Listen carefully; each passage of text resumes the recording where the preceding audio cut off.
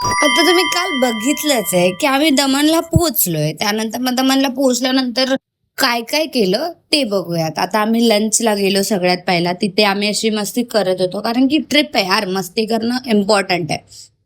हे सगळे आमचे ऑफिस कलिग्स आहेत. एकेकाचं नाव ती घेत होती, पण आता मी तो साऊंड कट केलाय कारण की माझा आवाज ऐकायचा तुम्हाला. त्यानंतर आम्ही पूलसाठी गेलो. खूप मजा येते पूलमध्ये. मला खूप आवडतं, पण मला स्विमिंगच येत नाही. आता हा व्हिडिओ बघून तुम्हाला कळेलच की मला स्विमिंग खरंच नाही येत की येते म्हणून, कारण की मला धड उडी पण मारता येत नाहीये बघा. सगळ्यांनी धडाधड धडाधड एक एक करून उडी मारली. मला उडी पण मारता येत नाही. त्याच्यानंतर तर माझ्या नाकात पण पाणी गेलं होतं.